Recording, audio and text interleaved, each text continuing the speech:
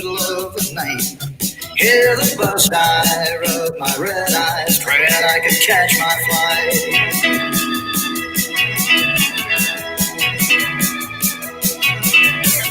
Fast as lightning, twice as frightening, so not sure my hope. Hey, you guys, welcome to Fast, Hard, Finish. I am Bo McBigtime. That is Scott Santa Fitzpatrick Simpson at Nimble W Numbers. And this is Fast, Hard, Finish. He's a Cocaine Bear fan. Shout out Not Cocaine the Bear. Chicago Bears, the Cocaine Bears. Big difference. Cocaine Bears. Shout out. Da Bears. Da Bears. The Cocaine Bears. And I sure hope nobody has epilepsy. I'm going to turn these on blinker, not just strobe. So, yeah. This is our hangout time, and we're leading up to Christmas. Hanukkah just ended yesterday or the day before, so we're in the full-fledged holiday season right now, and I'm excited. I just love this whole time of year. Man, I get so excited. We cut down our Christmas tree the day after Thanksgiving. We go out there as a fam, and we wear the hats, and I get the saw, and I chop the tree down. We carry it in, and when we do the Advent every day. It's great. I'm a big fan of the holiday times, honestly. What are you drinking, Scott? You know what? I'm drinking. Oh, no, that's not it. Oh, here it is. This is a big dog. It's from Goose Island, 14.6% Burl. It's bourbon barrel aged stout in some bourbon barrels down there in Kentucky. Wow. And it's lit. It's lit. I'm gonna go through it though. I'm gonna go through it, and then I've got myself some Balvenie. You know what I'm talking about? Yeah. Shout out Scotch. Shout out Scotch. Down it goes. There it goes down into my belly. I don't. Roto Bond, Pete Davidson, a bunch of Scotch heads out there. Shout out all those people. Roto Lounge, all you guys. Cheers. What are you drinking? As you can see, I have a little bit of home brewed eggnog. Ooh. And yeah, this is my second batch this week because it's so fucking good.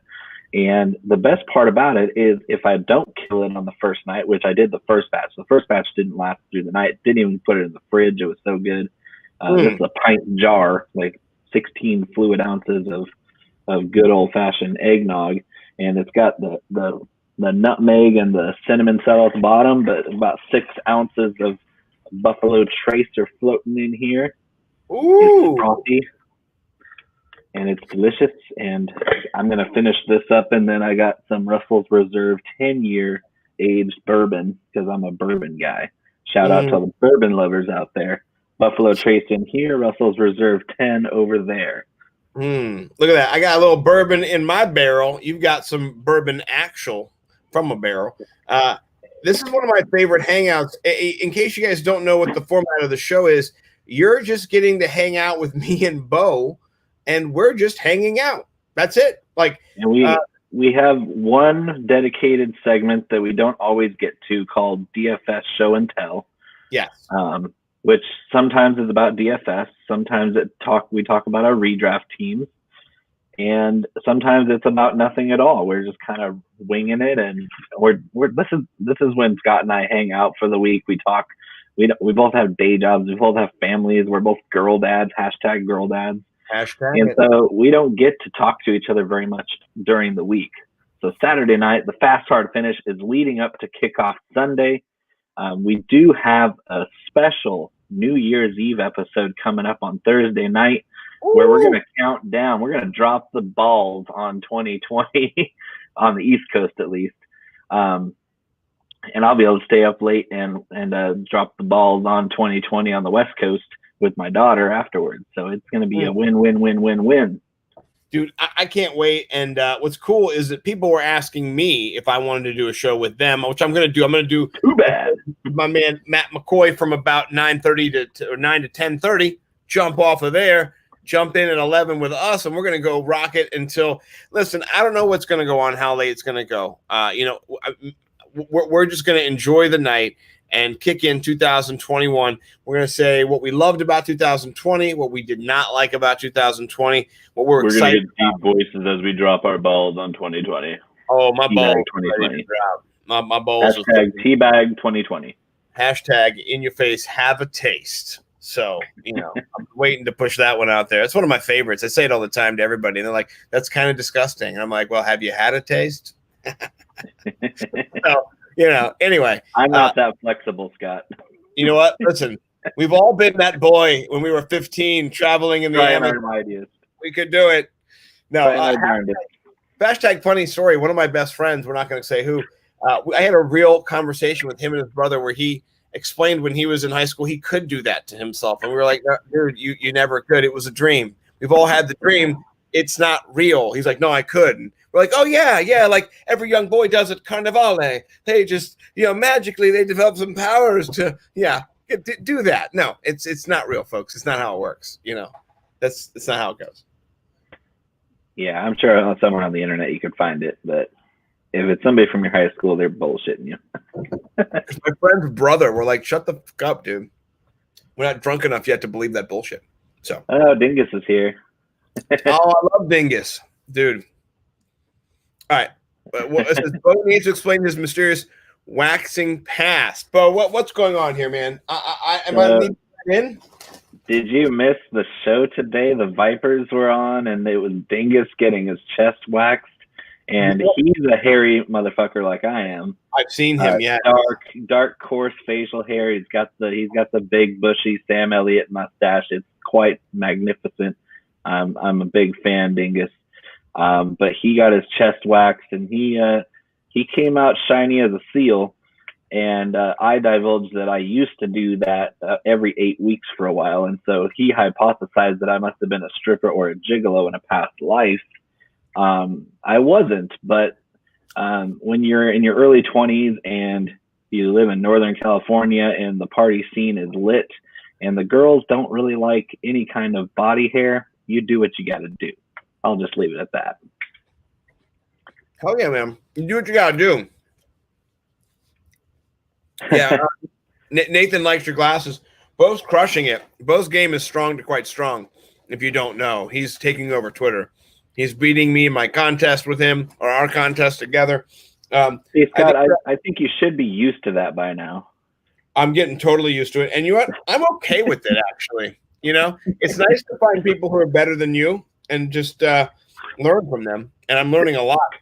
What do you think of my lineup this week? Anything we can learn from each other this week in our head-to-head for the fancy six-pack Thunderdome? Your Thunderdome lineup reeks of desperation. Let's say that.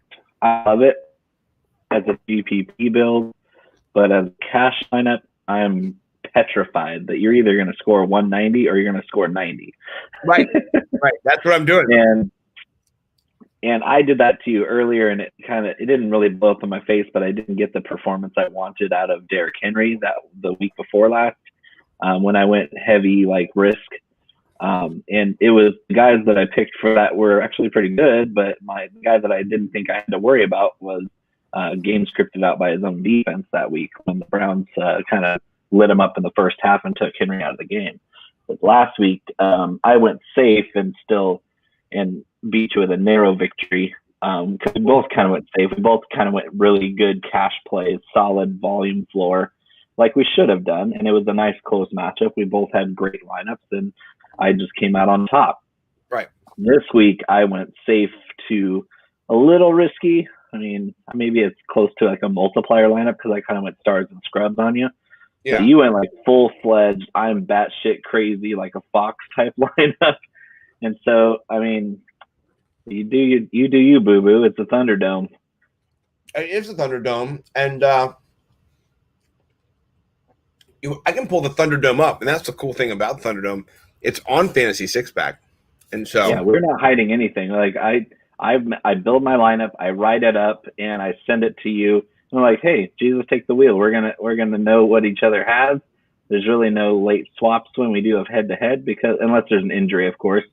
But as it stands, we get to measure our stuff up against each other and kind of set a line. And I like my chances if a couple of your guys don't do what you're hoping they do.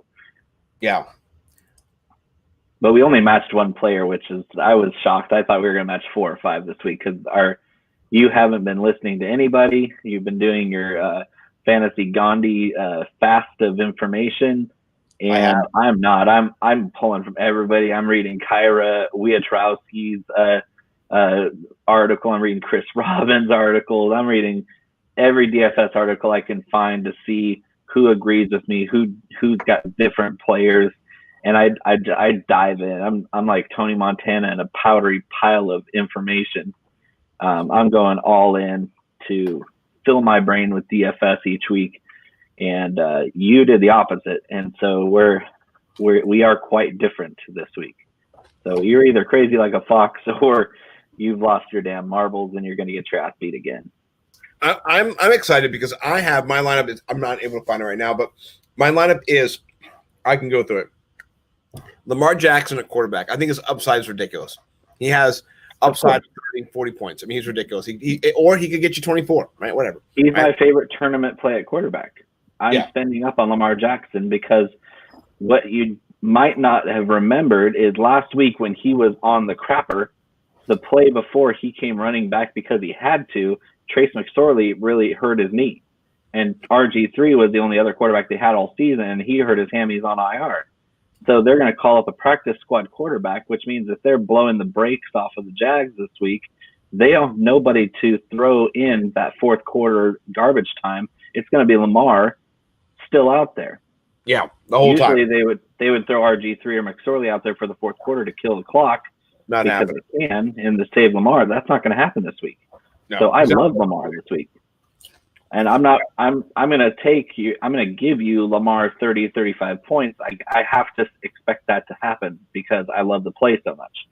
It's the rest of your team that I'm a little scared for you. All right. Well, let me talk about what I think about these plays, right? Yeah. So, Derrick Henry, I think, he's expensive, but I think he's going to run all over Detroit. Of course. You have Alvin Kamara, so do I. So it's a wash. Yep. All right. So we're out. All right. Brandon Ayuk had, against the Washington football team, he had 16 targets for 119 yards, no touchdowns. Right? Yeah. Dallas Cowboys are worse than the Washington football team. I don't think he gets 16 by far. I don't think he gets 16 targets. I think he probably gets around 10 targets. But if you can take 8 of them to turn into 95 and a touchdown, that's all I need. Right? And I think he can do that this week. And he's got upside if he takes it to the house twice. If he gets a gadget play, gets a reverse, there's no Debo in there, he can do it. All right, so that's an upside play for sure, right? But that's the next 2 plays are batshit crazy. I'm not going to deny them. All right, I'm about to tell you, one of them is Emmanuel Sanders at 4,200. I mean, that's nothing. That's terrible. I'm worried about Drew Brees getting knocked out early in that game because of the pass rush that he's going to be facing, and there's no way he's as healthy as he says he is 5 weeks after a 2-month injury. And he's 41 years old. He just rearranged the pieces that he got knocked into last month. And they're throwing him in because it's a big game. But the Chiefs have Chris Jones. They have all these great pass rushers. They like to throw exotic zone blitzes in. So there's no MT. There's the only security blanket is Kamara. He's going to have a huge game for both of us. And just about everybody else. I mean, 7,400 for Kamara with Breeze there. It's just that's chalk city. Yeah. But what you're going to see is finding outside receivers against that secondary for Kansas City is going to be tough. And so, I mean, Emmanuel Sanders is the only way he's going to save you. I see is if he gets a touchdown because I don't see the volume there. No, it's an upside play for a touchdown for sure. I'm not looking for 8 targets for him. I'm looking for 4 targets. One of them's a red zone, 25-yard touchdown. Yeah. So keep going with your lineup. Keep going. Then I have the craziest play of all time. Sammy the Lizard King Watkins. I don't know what came over me. So you're peppering that high total game. I mean, it's a 52 over under. It's probably going to go over that.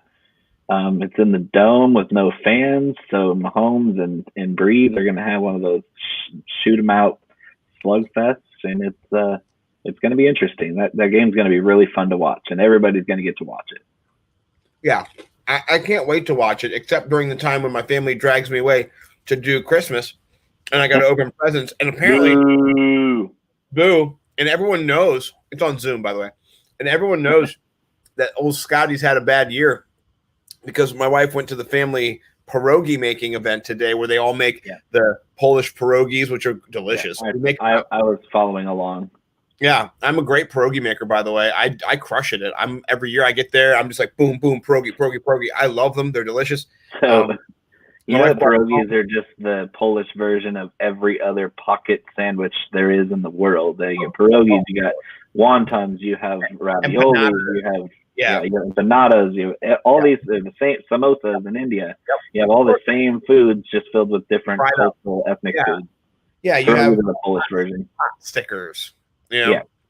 What I like about the Polish version though is the cinnamon and the sugar and the cheese and the potato fried up onion crisp that we do. It's just fucking delicious, And I went to Poland during Christmas in the Christmas market. I was in Poland and we were there drinking the gold wine, having the. Were you in Warsaw? Yes, we were, and Krakow too. We went to both places. And it was nice to be able to spend Christmas in the capital. Went to the cathedral for midnight mass. Drank the whole city. It was awesome. It was great. 2010, actually 2009 into 2010 Christmas over there. And it's the same thing. Exactly what you said. Ethnic, whatever your ethnicity is, you put in a little fried pocket of dough, some scrapes from your table that are in your pan, and you put in a little thing and you throw it in there and you fry it with some butter or whatever. They're great. So Rose went to make them all day. She came back home and they kept saying, why does Daddy have so many presents? So I got like 7. So if I don't post for this shit, it's going to be right in the middle of the Saints game, right in the middle of the most important part of the game. They're going to be like, Scott, time for family Christmas on Zoom. I'm like, oh, God, yeah.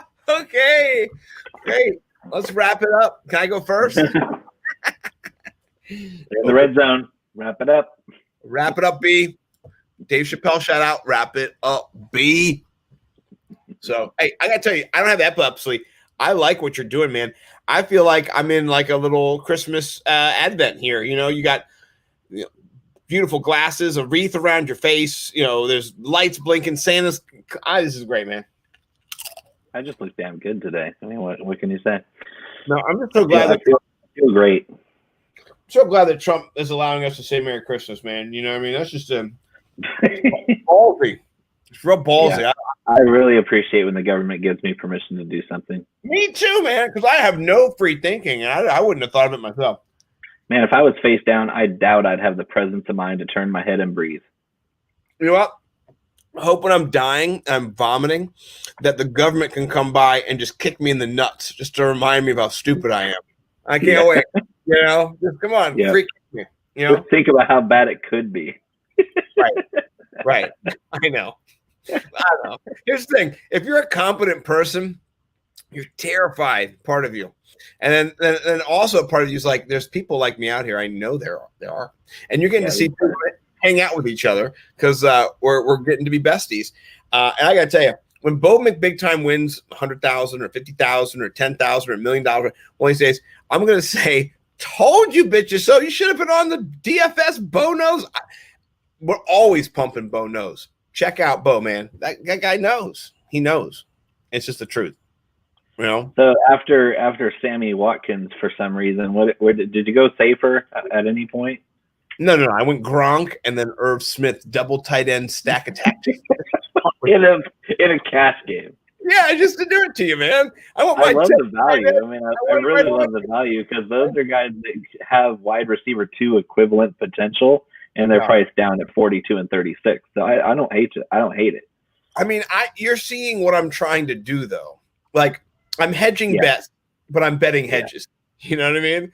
And I was so excited that you had Mahomie because if Mahomie throws to my guy, I want my guy to get the targets. If he's not targeting him at all, like he's targeting your guys, Travis Kelce, I'm fudged. It's over, John. It's over. Tell your and I finished with the Washington football team defense because I think that on the sand pit that tore up RG3's leg there that we call the Washington FedEx Field. They're going to be just tackling and turnovers and broken legs. And it's going to be nasty out there. That weather is cold and bitter out there. That field is shit. I've been here. I live here. It has not been above freezing the last couple of days. It's cold, man. It's cold. Isn't it supposed to be wet tomorrow too? Yeah, it's supposed to be. Yeah. So I designed my lineup to PPR you to death. I'm gonna be like death by 1,000 PPR cuts because I just went like, who's gonna catch the most balls? Who's gonna get just a sheer ridiculous amount of volume at every spot? It's a classic cash game build, and so I went Patrick Mahomes at my quarterback. I spent up at 7,900 because I think this game's going to really just blow up in passing attempts for the Chiefs. Win or lose, they can't run the ball on the Saints. They don't even want to try to run the ball against the Saints because they can't. CEH is not a good player. I've never liked him. Terrible. He's good against bad defenses if they give him any attention, but they don't. That offense is predicated around Patrick Mahomes, scrambling around, throwing the ball deep, finding Kelsey, finding Hill, finding Hardman, hopefully not finding Watkins. Hopefully Watkins tweaks a hammy for a quarter and just kind of just lulls around the rest of the game. It's very plausible. It is. But I stacked him with Travis Kelsey, so I spent up on my feature stack there, which I don't really like to do in a cash game, but against you, I just wanted to rub it in your face with spending up and just hammering you with Travis Kelsey with 11, 170 and 2 touchdown line, and Mahomes going for 45 points. I can't wait to see those two just completely obliterate the Saints. Because if Jalen Hurts can do it, just imagine what Patrick Mahomes can do. Because Patrick Mahomes is like Jalen Hurts 5.0. Well, I agree, and that's why I'm excited that maybe, just maybe, Sammy Watkins can get a little taste, a little nibble. He's still alive. I thought he retired. No, he's being held together with DNA from 2019. Does he have the same trainer as Will Fuller? I need to know. He must now because he already pulled his hammy and was out for 4 games before this year. Before a couple weeks ago. I hope he pulls his hammy on the last play of the game as he's catching the game-winning touchdown as a 98-yard pass. That's how he crosses the goal line. He falls down and goes, I broke my hammy. He broke it. He just broke it. He crackled into. It's like peanut brittle hammy. It's like he like turns into dust and like fades into the just goes up. Like on the Mummy. Mm-hmm. He's one of the zombies on the Mummy. Exactly. Yeah. So, my running backs are Kamara, which I see as an easy value. And I went Nyheim Hines, which I know both of us love. I love him. Yeah. It's going to be more of a kind of a throw it around type game for the Colts. I think I just have this weird gut feeling because I called JT's blow up last week. I nailed the exact number of rushing yards he would have. I knew he would have 2 touchdowns. I pretty much predicted the final score of that game against the Raiders. I have a good feel. I mean, me and JT we're locked in. We are locked in. He's been my rookie RB1 all year. I had faith. I bought him for a first-round pick earlier this season before he blew up. And this week is not the JT week. He's going to do fine, but he's way up at 7,000. So I'm not spending up for him this week. I love the guy, but I think this is going to be more of that Nyheim Hines getting 8 catches for 100 yards and maybe scoring 1 or 2 touchdowns through the air and maybe stealing more carries from JT because Frank Reich likes to rest JT for some reason. He does it for quarters at a time, even when JT's on fire. So who's to say after a 20 carry plus game last week that he's just going to say, oh, it's a Hines game. And I really do feel that that's the case this week because Houston can't stop anybody at any position. And so the Colts are going to spread it around. And we know that Phillip Rivers loves to dump it down. Yeah, well, he's the dump down master, Dump down. But how interesting is my lineup after this? I have 4 wide receivers. I have 3 wide and a flex that is also wide receiver, and not a single one is priced over 5,300. My WR1 is Kiki Kute at 5,300. I'm not against that whatsoever. I am a little bit surprised that just for my money that you went CD Lamb, because that was a very much a kind of personal situation. I was wondering. Are you really surprised that I took a jab at your boy? Sorry, hold on. I have dog shit in my throat. Some white dog shit in my throat. I'm fine. That was not. He was the last little garnish on that one, just to twist the knife. Listen, when Sammy Watkins catches his second touchdown, I'm going to tweet you an eggplant emoji tomorrow. Maybe 2 of them. I don't know. When CeeDee Lamb has 10 for 95 and no touchdowns, I'll still take it. 19 points in a PPR out of my flex at 4,500. Son of a bitch. Yeah. Let me ask you a question. Would you start CeeDee Lamb this week or Deontay Johnson? It's a toss-up. I like Deontay's matchup better, and I think that it's kind of a get-right game, so I'd probably lean that way. His volume's just been off the charts, and I think that he's going to put extra stickum on the gloves for this game because he knows that if he drops a couple balls in the first half, he's going to be riding the bench again. Yeah, no, I agree. That shot's already been fired over the bow. Here's a question: if you're in the chat, can you guys start tweeting Ryan Fitzpatrick? Just screenshot me whenever you see me doing this, and let him know that his doppelganger, a little chubbier, a little deeper throated, not as smart, not a Harvard educated man, not as smart. You did not get a 49 on the Wonderlic. I know that. No, but I will say this. I have read Les Mis, the unabridged version. So, whatever that's worth. My wife told me I was a tool for doing it at the time. She said, "Oh, you're reading all about like the parts when they were in Paris and they're in the church and they're describing the church and the nuns and the behavior." And so I said, "Yeah, I'm reading that part right now." And you were probably like, "I was hoping there'd be pictures in this book." Why? The. Sorry, I got it. That's a hard one. So the Miserables. The Miserables. Actually, I will say that my jaunt through the judgmentalness of European culture, whether it's in German culture or English culture or French culture or any culture, it's crazy. And I think that Victor Hugo particularly showed the contempt for the proletariat, as they called it, or as we call it now, the Trumpers. And here's the truth: is that we need to care for all the people in the society that we live in, community-wise. Whatever group you're from. That's what the Les Mis is about. They went to the barracks. For Marylanders. Marylanders are weird. Man, you son of a bitch! No, I'm just saying. Phil Burns is in the chat. He's a Marylander. He'll come at you, Bo. We'll come together. We'll ride. Me and Phil will ride or die from Maryland out to Cali, straight. Dazed and confused. All I have to do is throw a crab cake off a cliff, and I take care of both of you. I don't think that will happen. Because here's the thing: we're not that attached to it. Oh, you are. No, we're not. You can't even throw a rock in Maryland without hitting a crab cake joint. Oh, man, that's not even the truth. It's more closer to Naples that you get. But I'll say this. When you go out and you catch the crab yourself, and then you go back, you cook it yourself, and you do the crab feast yourself, there's something very enjoyable about that. But just remember, you're eating an animal that eats shit.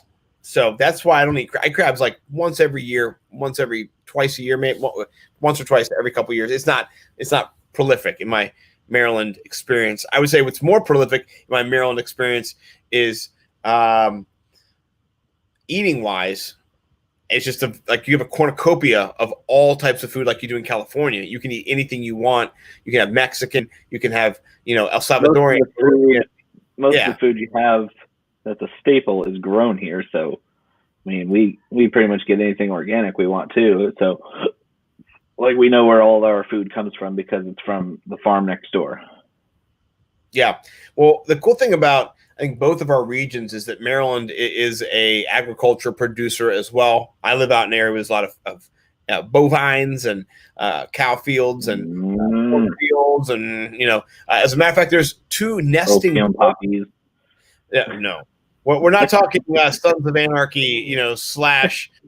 Oh, you don't live in Afghanistan. I'm sorry.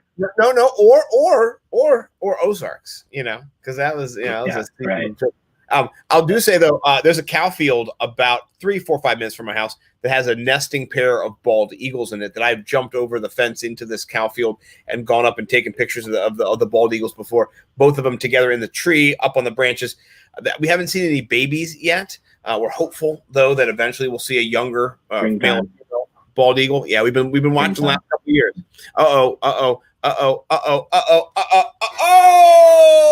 Hey, what's up, man? Mike Collins in the house. I love it, man. Welcome, brother.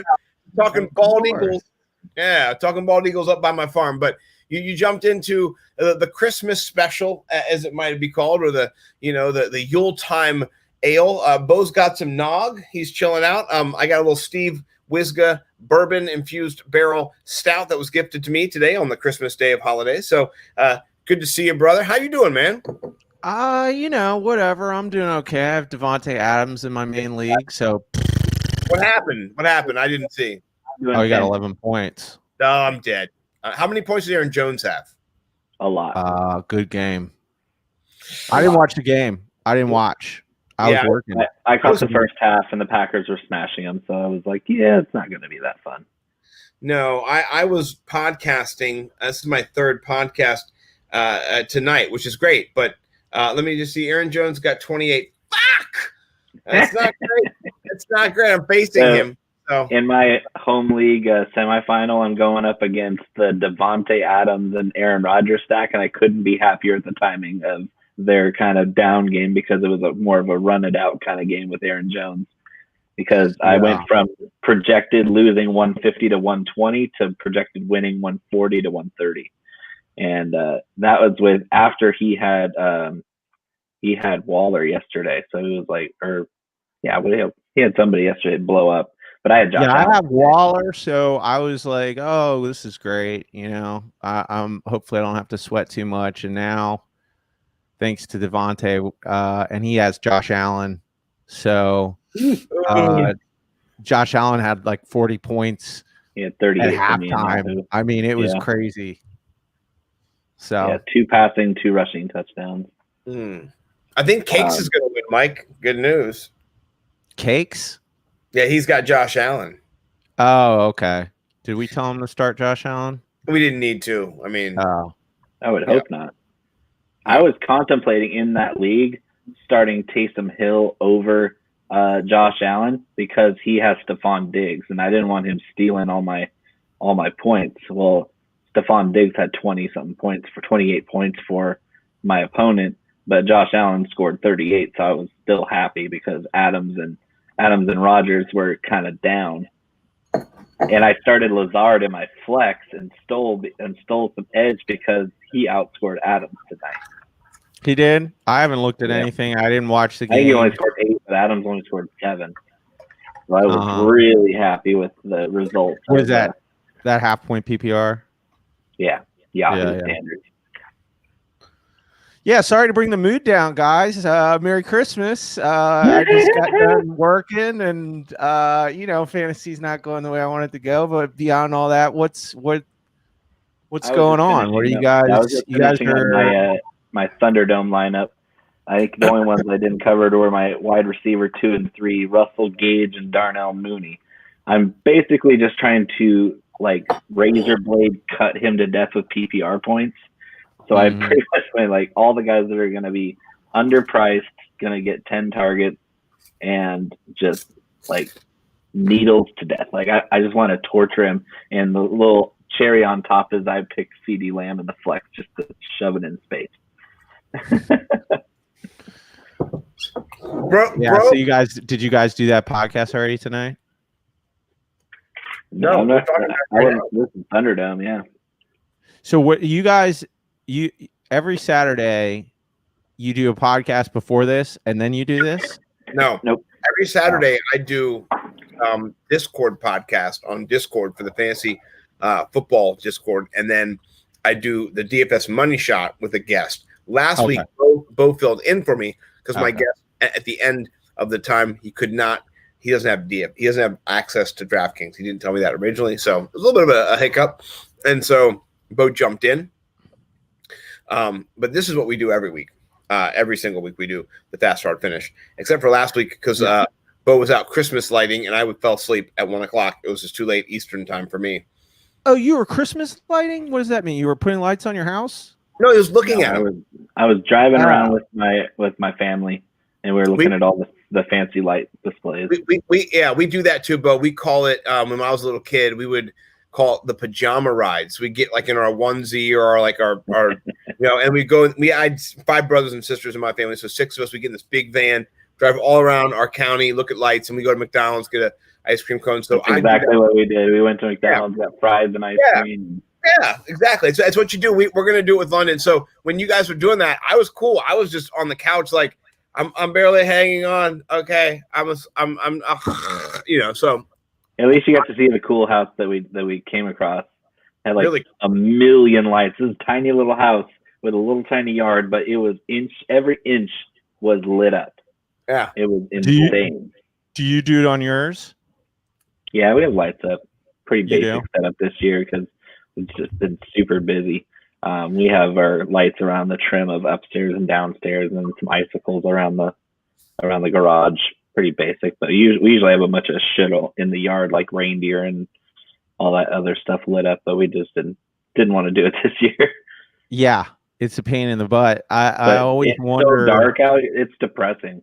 Like we have to drive miles and miles to find lights because nobody's doing it. Like it's so few and far between. See, everybody in my neighborhood does it, man. Like we just walk the neighborhood. We don't have to go very far. It's cool for us. We have up like a wreath from our whole crescendo that when you come into the house, we have a porch with like a little not screened in, but like a little over the overhang. All that is crescendoed with wreath and then lights, and then the whole tree is done up with lights. And there's big ornaments hung in the tree, and so we have the Christmas tree in the back out. You can see it coming through back. So we're forwards or backwards. We're lit up. Our neighbors are lit up on both sides of us too. Our inside is really decorated. Like our inside has more lights than our outside. We just have the basic lights outside, but inside, like you can see our tree through our front door because we have like a big window on the front door, and then we have 2 big bay windows on either side. So you can, if you're on the street looking into our house, you see the tree all lit up. And there's a bunch of crap everywhere, just literal crap everywhere. The cat's coughing up ribbon every day. It's it's fun. Oh, my house is just so filthy. Before I jumped on with you guys, I wanted to eat some food because I just finished up work, and I watched that Andrew Schultz on Netflix, his new thing that came out, and dude, it was like the thing that has made me laugh so hard more than anything. He does. I don't know if you've seen it, Bo. Jesse, Scott hit me to it. So there's like 4 different episodes. I'm on the second one, which is conspiracies, and he goes, remember when we all thought people were, crazy for saying that the NSA spies on everything we do? And now we know that everything, and then he does this thing where it like fakes it out, like spying on you? Well, no, like there's something wrong with your computer, and so right as they're saying, but we all know that they're spying on you, like it gets like but it looks so it's part just like anything you'd see, like all of a sudden your TV's making a circle, and then he creeps on the screen. And he's like, I'm just joking with you, but he's like, but now that I'm here. He's like, he starts looking around. He's like, man, this place looks like shit. He's like looking at your house. And I started laughing so hard because I was like, man, my house looks like such shit right now, dude. True. So funny. I was offended because my house looked great. I cleaned up my basement. Listen, I'll give you the fucking tour. He wasn't talking to you, fucktard. I was so jealous. I knew that there was people out there that didn't work on. But for me, it worked so good. I was like, that's the funniest thing I've ever seen in my life. Like, it really looked like he was looking at my house. Anybody with a house in shambles, like right now, like myself and Mike. It's for almost everybody, it's relatable. And then for Scott, he's like, how dare you? You sons of well, here's the reason why. Because the cleaners are always coming. And so I always have to keep the basement clean. And then this was crazy. When the cleaners were part of my life, I cleaned way less. Now that we have cleaners who come to my house, every couple of days it was like, you better clean up, the cleaners are coming. I'm like, oh, God damn it. So I clean my area, clean as shit. And in case you're wondering, this is where I sleep every weekend. I abandoned my upstairs to the downstairs where a man should live on the weekend. And I sleep right over here. That's my bed right there. I got a bunch of pillows, soft blankets. I bought them at Costco. Rose goes, I don't know. I don't think we need these blankets. And I go, we will this year. She goes, why? I'm like, yeah, no, don't worry about it. The old ones are gone. The new ones are here. And so my bed is decked out with soft Costco blankets. It's just, I've been playing. Yeah. So for him to do that, I did feel personally judged because I'm like, Andrew, I respect you enough. You're clean cut enough for me to never address you like that. I'm fully looking hot as shit right now. I'm the best looking Scott all week just to watch your show. I'm wearing shoes in my basement, motherfucker. So it's not my mom's basement. It's my basement. I live here. I will die here. I didn't know if I didn't think about you when I watched it, but I just remember thinking, that I'm so jealous that joke isn't going to work on some people. I wish I was one of those people, but man, I honestly felt like it was so funny to me because I was like, is this real? Is he really in the like he looked at all the right spots? I was like, my house is garbage. You have a way better house than me too, which is nailed it. My house is a dump. I mean, it's just we clean it up every now and then. It takes about 8 hours to do it. It's so time consuming, and then you got over there. It's within hours. It doesn't look like we did anything within hours. Well, you within have hours. Kids, you're a parent of a 4-year-old and a 2-year-old. A 3-year-old and a 2-year-old, and my 3-year-old son. He's about to be 4 in like a month and a half. So like he's almost he's hard enough to be. That's 4. right. He's almost 4. He's almost 4. Yeah, he's 4. To me, he's 4. Like he is about to be a 4-year-old. Yeah. He's like a gypsy. I mean, I'm telling you, little dirtbag. He literally takes. He moves piles from here to there, and they're all these weird little important things to him. And he just slowly throughout my house, he makes just junk piles. He's got his little trinkets. Yes. He's got all these weird little trinkets, these little toys. He's got the charging you €10 for a hand braided bracelet out of a recycled milk jug liners, and you got a gypsy. And I try and teach him to clean up too. Sometimes he'll do it, but a lot of times this is what he says. He goes, I'm too tired. I'm too tired. You're 4. You're not even 4. Bro, you're just running around the house. You're not too tired. He's already pulling I'm too tired on me. Hey, I hate to tell you this, but I think you got a little psychopath running around your house. A 3-year-old psycho's like, I'm tired. I'm not doing shit. Yeah. Like, sociopath. You don't give a fuck about you. Oh, we're gonna fuck this house up, sell you some trinkets, and go to bed. I mean, that is what he does. So yeah, I would do this. It would be hilarious. I would film him like a documentary and be like, "Hey man, how you feeling? You feeling good? You feeling good? You got a lot of energy? You're good. Okay." And like him running around, and then like, "Hey man, can clean you up the house? I'd be like, "No, I'm too tired." And then like, "Okay, you should be." Yeah, okay. Spent 2 hours going through the house like a tornado, you Right, of idiot. course. Right. And then afterwards, film him running around again. And then film him watching it. And you being like, 3 minutes later. this is when you said you're too tired. And 7 seconds later, here's you jumping off the couch and running around. And just see what he does. Yeah, the cognitive dissonance is going to be great either way, because he's going to lie or he's going to just make something up. Hilarious. None of that's gonna do anything. Yeah, he doesn't care. Yeah, no. My daughter's almost But that's the 8, thing is that Yeah. he's bad, but then you have my daughter too, and it's like she's even worse. He might clean something up.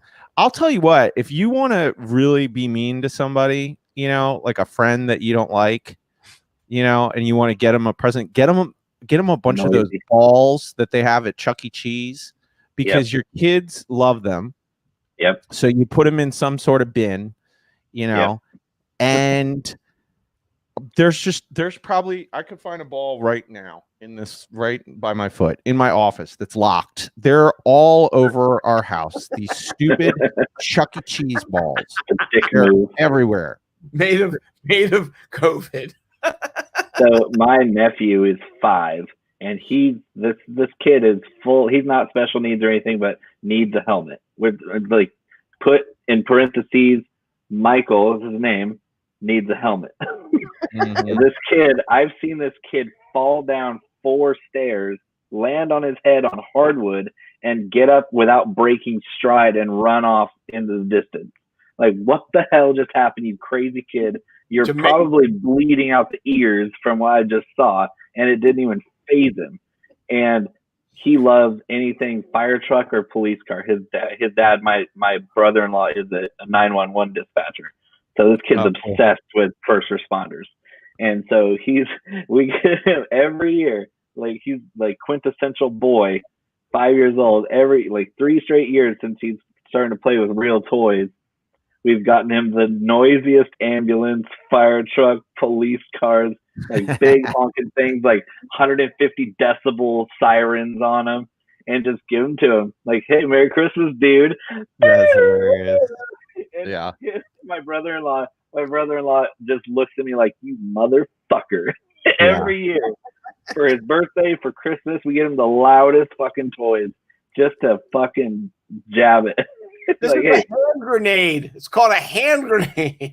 We turn our chime for when our doors open, we turn our chime on because this kid's such an idiot that he's smart. He's dumb enough where he's going to run out our back door and just run into the pool, which it's insane how this kid is afraid of everything, but he doesn't have any awareness of anything either. So I can totally picture, we literally had to turn the chime on our doors opening because of him.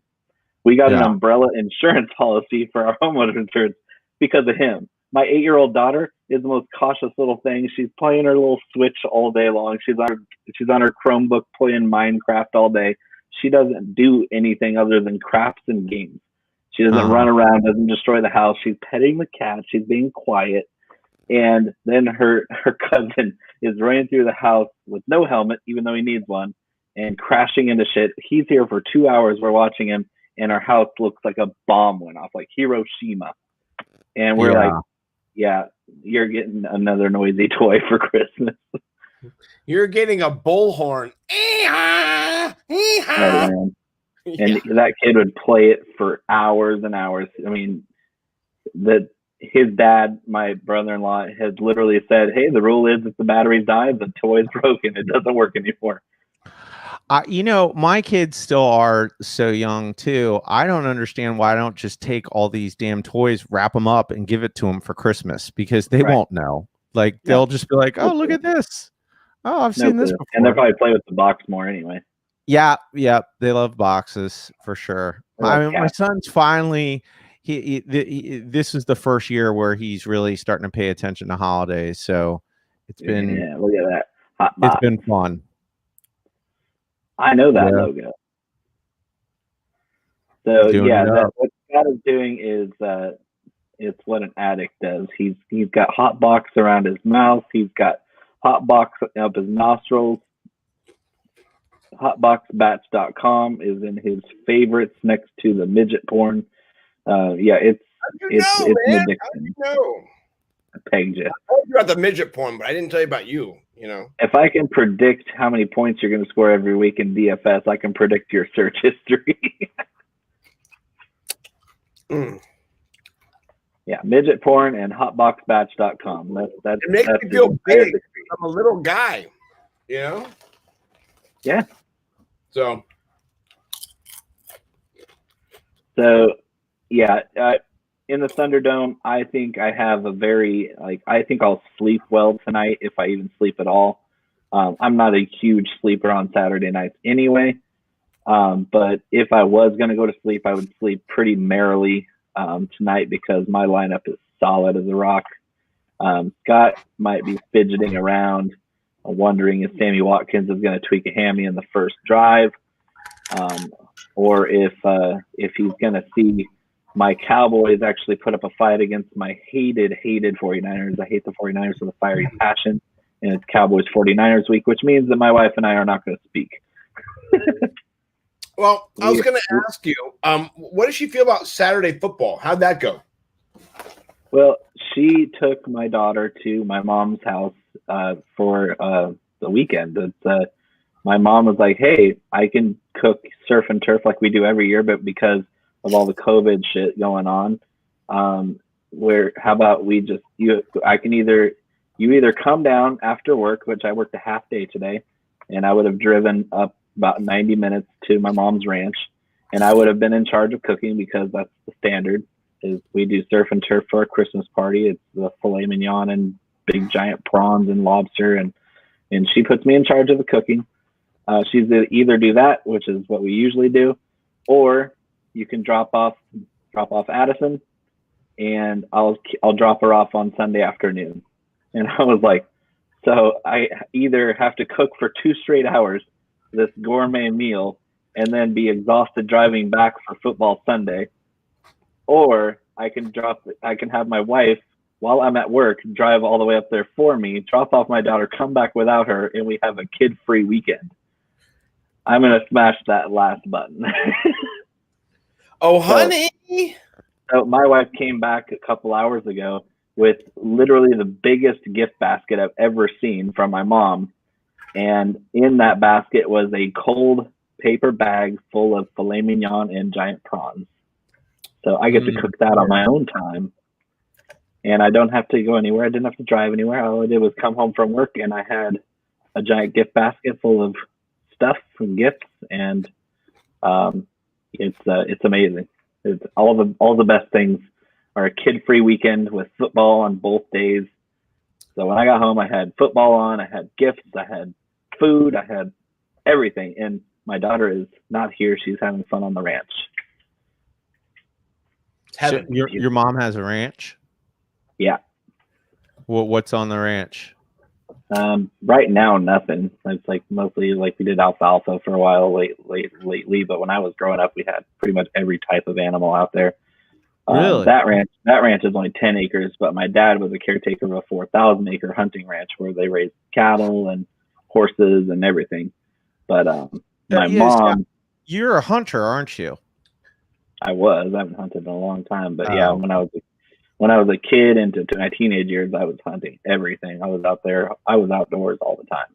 I would pitch a tent and spend a weekend in my tent on the piers, fishing off the bank of a private pond. I would shoot squirrels, catch snakes, like pretty much all that Davy Crockett shit that you see in the movies. That was me when I was 13. Huh. Oh, that's cool. So you haven't done it in a while? No, I mean adulthood's been pretty corporate for me. Yeah, but I mean, I just wondered, since you're a cook too, if I don't know, can't get more farm to table than that. You know what I mean? Sacramento here. I live 10 minutes from Sacramento. Sacramento is the farm to fork capital of the world. It's like every restaurant is farm to fork in Sacramento, just about. If you're not, then you're at a disadvantage, because if you can't claim, hey, we got this from our own personal farm or this specific local farm that everybody knows about. I mean, they're gonna be like, "Where'd you get your food, huh? Where'd you get it? It's not fresh, is it? Definitely not fresh as this place. It's your rival. It's pretty cutthroat, but there's farms everywhere."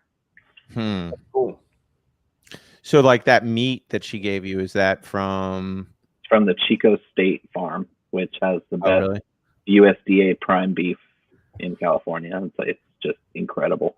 And you can actually go and pick out the steer that they butcher for you. Wow. Yeah, that sounds yummy. It's the best.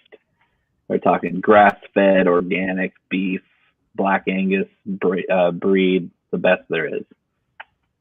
So you don't do any more like shooting deer or anything like that? Not for a long time. I used to do it every summer and fall.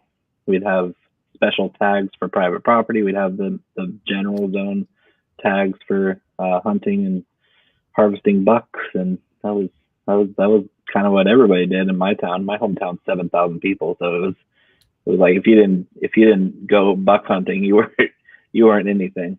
Yeah, like nobody hunts from where we're from. I mean, it's hard. I mean, even where I'm from, it's a lot more populated than it was when I grew up. Like, you have a lot more people, and so if you have more people, you don't have as many animals, you don't have as much wildlife, and so you have to go more and more remote off the grid to do that hunting. Yeah, we grew up in a county where it's just one giant suburb. I mean, it's the whole thing. Yep. So we didn't grow up doing that. I mean, my wife's family, my father-in-law is a big hunter, and I want to get into it, but I've never done it. I actually went and got my license and all that, and I still have never gone out. So yeah. I just want to get it for food. When you're a kid, it's great. When you're an adult, it's just a way to get drunk and pass the time without getting nagged on. I just want food. I want free meat. Right. You know? I mean, you can get a bunch of meat. Oh, yeah. I mean, it's not free. You still have to go and get it butchered. But, I mean, it's worth it because the meat you get it's the best. It's fresh as ever because you're taking it out of the field. You're saying, hey, I'm the one that provided this for my family. I went and I tracked this sucker down, and it doesn't even cost that much to get them all like cut up and stuff. But my father-in-law will do it. If I went with him, and he would just carve it all up, give me whatever. And that's the part that I love the most. Is I grew up in a kitchen, so I know my way around butchering and breaking things down. My grandpa was a butcher, so we would often be able to break down our own animals, and it was cool because I can look back and say, hey, when I was young, I acquired a skill that most people never get. Yeah, right. I don't know anything about an animal. I don't know. Survival tactic. The loin? I want to be able to, if shit hits the fan.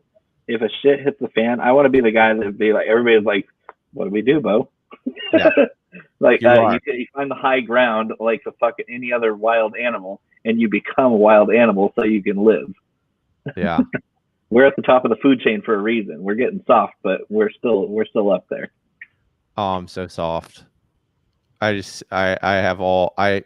barely ever even make we barely ever even cook here. Most of the meals we get are like Chipotle or Cava. Yeah. Do you guys have Cava out there?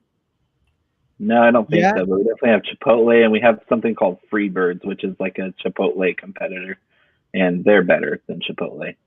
Wait till you guys get Cava. It's awesome. Is that with a C or a K? It's with a C. It's C-A-V-A. It's Greek. It's kind of like a Greek hero. Well, no, it's kind of like a Greek Chipotle deal. You go through and you go through and you do the line, and oh man, it's just we have what's called pita pit, which is like that sort of thing where you get your pita wraps with just about any kind of filling. They have a local chain called Pita Pit that I lived on in Chico when I was going to Chico State. Like if you were eating in the middle of the day, it was either Pita Pit or it was the burrito place that was family owned, Tacos de Acapulco. And they had the best burritos. They would give you the biggest 3-pound burrito for like $4 because it's a college town and everything's cheap. you'd get a pitcher of cocktail, like instead of a single cocktail on certain nights of the week in Chico, you could get an entire 64-ounce pitcher of a particular cocktail for $4. Wow. And so, yes, all the stories you've heard about Chico State are entirely true and probably undersold. Huh. Bethany, Sacktown. Yeah, Freebirds is definitely better than Chipotle. It's just fresher. They're not going to give you a baked potato in a small piece of foil. No, nobody's going to be the Door Dashers aren't going to be taking bites out of it. No.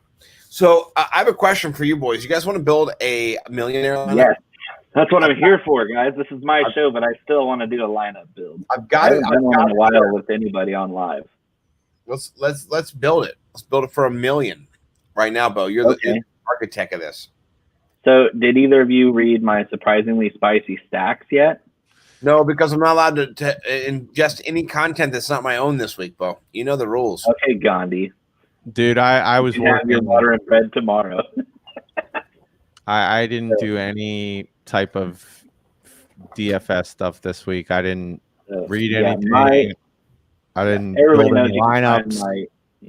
You can find mine and Scott's articles at nimblewnumbers.com, but my surprisingly spicy stacks are on hammercast.com, and that's where I get really creative. That's my art form. Like all this, then when you're building lineups, it's a numbers game. You're looking for value. You're looking for scarcity. It's a lot like the stock market. If you break it down just to values, the players are just different stock options. You're looking at different prices. You're looking at different values and scarcities for each position. It's a very simple numbers game. But when you're looking for something like a tournament build where you're just like basically buying a lottery ticket, it's a quick pick. They're throwing random numbers at you. You're not going to be able to feel comfortable with the winner of the Millie Maker. Like I guarantee you the Millie Maker that I paid attention to last, where I actually looked up what the champion did. It was 2 weeks ago, and he had Baker Mayfield and Jarvis Landry. And those were two players that I faded that week, which that means if I fade that person, I was never going to play them even in a 10-cent lineup. And I faded Jarvis Landry and Baker Mayfield that week because I didn't think they could back it up. And not only did they back it up, but they stepped it up. And so you can't feel good about a Millie Maker build. I want to feel queasy about it. In a cash game, you want to feel supremely confident. If you're trying to say, okay, in a cash game of 50-50, I want the safest floor of volume to get 3x at every position and 4x at quarterback. I want to feel so good about that lineup that at worst, I'm a coin flip away from winning and doubling up. In the GPP, it's a complete opposite. I want to feel like shit about it. I want to say, oh, that's gross. That's the one that's going to win. And so surprisingly spicy stacks is where I say, I'm going to come up with the grossest, nastiest, most off-the-wall combinations, but they're plausible. Like you can still envision something crazy happening where they pop off, they're the ones that break the slate, and then you're filling in your potentially chalky picks in around them so that you can really smash it. So who do you like in those spicy stacks you mentioned, surprisingly spicy stacks? So the two quarterback and receiver stacks that I used were the Mullins, Ayuk, and Wilson stack, and then a Rivers, Hines, and Hilton stack. And the Rivers, Hines, and Hilton stack isn't as spicy because Hilton's going to be chalky, but Rivers and Hines won't be. So if we put Rivers, Hines, and Hilton, we're at 25% ownership. That's not bad for three players. I'm surprised Hilton's not more than 10%. That's actually pretty good. I was expecting Hilton to be around, but I was expecting Hilton to be around 15, which means that I'm happy to see a number under 10. But I expected Hines to be where he is and Rivers to be where he is. So that's actually above what I thought. And Taylor is going to be too chalky for my liking, especially for how expensive he is this week, even though I expect him to have a pretty solid game. Mike, any running backs to stand out to you that you'd like to check out the ownership position on, or how much focus have been on it? I mean, and so Scott, before he says that, sorry to interrupt again. I'm an interrupter, according to my wife. I like to cut in and offer my thoughts while they're on my tongue. I don't like to hold things in. I like to run that Colt stack back with either Cooks or Kute. I like Kute personally. What do you think, Mike? Well, he was a fade for me. So. Oh, my God. Cooks is the guy I feel queasy about, which in a tournament, I kind of like it. Do you like Cooks, Mike? Yeah, I do. He's got a better matchup at the corner. I like it. So, although Kute is less owned, I'm actually surprised by that. But Cooks at 6,000 is not a bad price, and 8.8 is not going to break the ownership bank either. No, not at all. Not at all. So we have 2 wide receivers. We need a running back and a wide receiver. Where are we heading? Which team? I want to see the running back ownership on this site because Occupy is usually pretty close. A lot of these ownership sites I don't even look at because they're not. If I look back at what they actually turned out to be in the tournament that I've entered, it wasn't that close. So Henry, Taylor, Cook, Kamara, yeah, that's all standard. Swift, DeAndre Swift would be my choice for a tournament. Oh wow! By the looks of it, 6,400 is too rich for somebody's blood out there. What do you think about Swift, Collins? 1.6. Yeah. So I'm down with some Swift. I like Swift a lot this week, especially when in a script where they're chasing. Yeah, because I did such a crazy amount of research this week. I had a slow day at work because it's leading up to Christmas and people are spending their money elsewhere, not on hearing aids. I was able to look at my data that I found where my cash game lineups were very spend down at wide receiver because of that $5,000 tier being so loaded with value. And then also spending up at running back and spending up at tight end because I want to have Hawkinson, I want to have Andrews, and I want to have Kelsey this week. The spend down options are okay, but I feel more comfortable spending up this week because the matchups are pretty good. But in a tournament, what I was finding is everybody else saw the same thing. Everybody that I read was saying, hey, spend up at running back and tight end and spend down at wide receiver this week. It seems crazy, but this is the week to do it. And I was like, shit. I thought I was being novel here, and I wasn't. So in a tournament, we're going to have to be contrarian by the way we spend our money. Kelsey's almost turning into an auto start at tight end because he's a wide receiver. He's the number one. He's the number 3 wide receiver. If he just changes position on the surface, he's wide receiver 3. Right. He leads the league in receiving yards. Right. Period. Right. And so if you say 8,000, he's wide receiver 5 in pricing. Right. So it's worth it. And you're spending up for a tight end, but as wide receiver goes, he's right in that group. He's a wide. I mean, it's like paying for Devontae Adams at 8,000. I mean, and yeah. You're doing it at tight end. If I'm saying there's an automatic tight end play, it's Kelsey, of course, but then this week it's also Mark Andrews. Yeah. And I'm interested to see the ownership on Andrews because I think a lot of people are going to try to fit Kelsey in. Like I can see there, 13.1 is really high. Andrews 8.3. Yeah, and anything under 10 is pretty good if you're spending up. Mm. So what 13 for a spend up, I'm going to fade that. So do you want to not have Kelsey then? No, don't put Kelsey in there because if I'm spending up, I want it to be novel. I don't want to. If he doesn't hit value, then you're fucked. So is 8.3 novel enough, or do you want to go to Hawkinson at 4.3? Hawkinson's a whole 300 less. That's not a big difference, though. Who do you feel better about? Because game flow for Andrews might come into play. Yeah, I feel like the Hawkinson will be behind the whole game. They'll need to throw the ball the whole game. So yeah, and I believe Stafford is trending upward, and he's a tough motherfucker. Like he played with a broken back last year, so broken ribs is not gonna deter him from playing. Do you mind that we've got Swift and Hawkinson in this build? We've got double. Not at all. Not at all. I like it. Collins, what about you? Any wide receivers or Hawkinson? What do you think about this? Because if you didn't play Hawkinson, I was going to have you put Marvin Jones in there.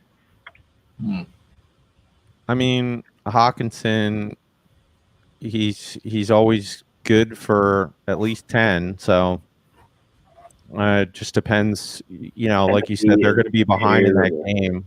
So I like it. Hawkinson's been money lately too. Yeah. Who's a wide receiver that you like, Collins? I don't know. Good at wide receivers. Okay. Collins has been the wide receiver whisperer the last couple times we built on this show. So have I? Yeah. Have I been? I keep receipts in my noggin up here. The Santa hat saves all the receipts from Collins and Simpson's picks here.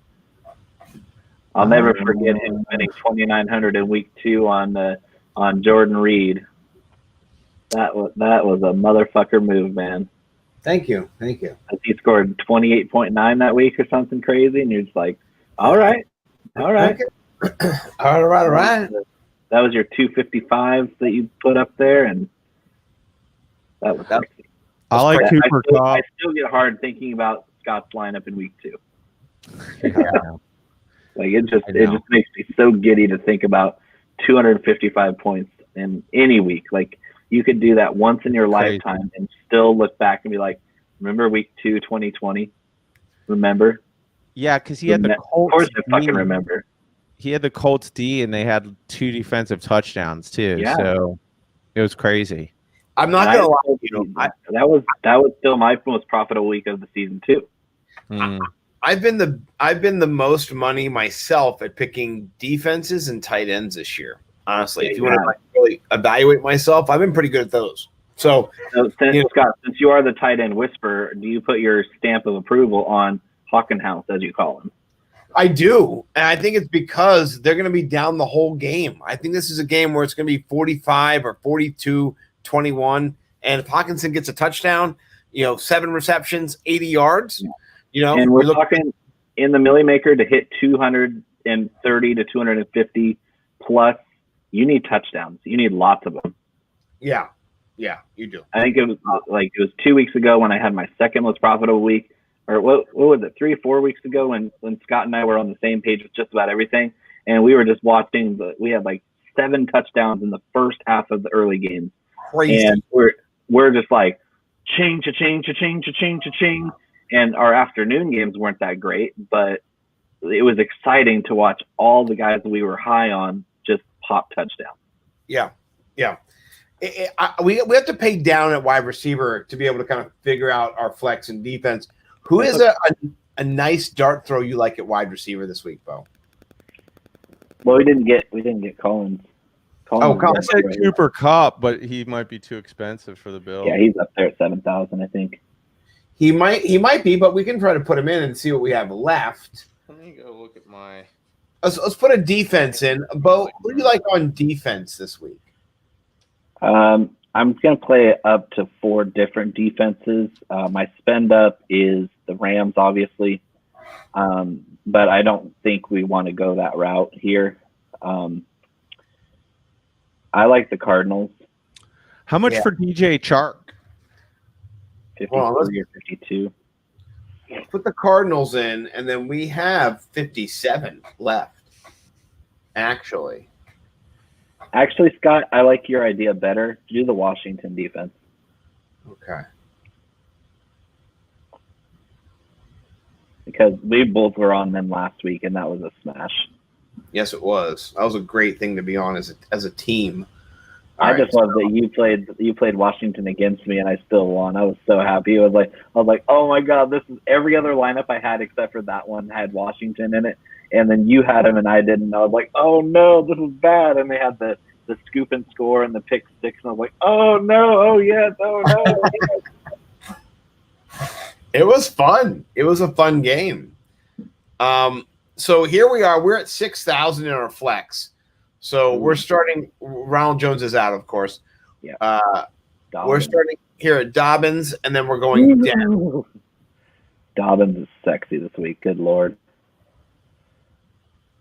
We have no current action in that game, and that game is going to pop. Yeah, I love Dobbins. What do you think, Collins? Sure. I'll roll with it. Look at the ownership. It's 65%, 60%. That's and great. It kind of makes you queasy with Cooks in there and Cup in there. I mean, Cooper Cup is our chalk option there. Like everybody's off chalk except for Cooper Cup.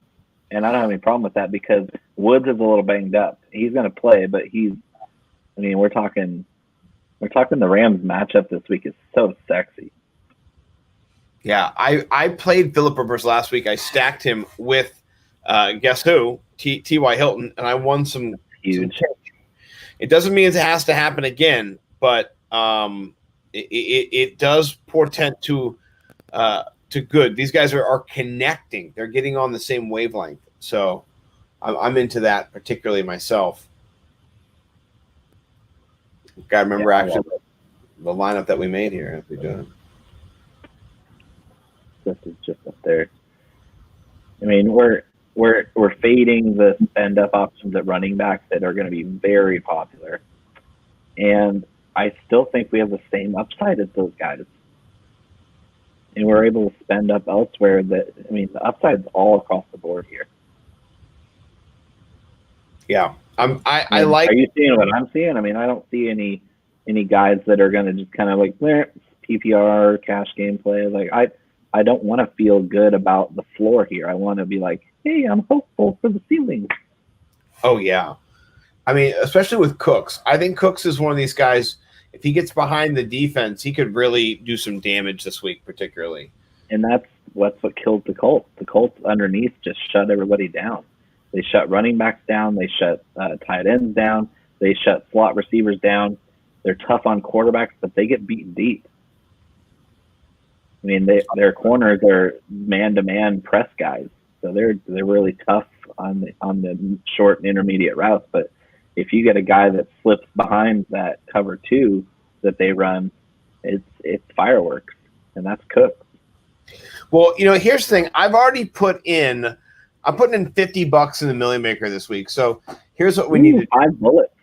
Yeah, I've got 5 bullets because I'm having fun. And so I need to actually draft some more of these.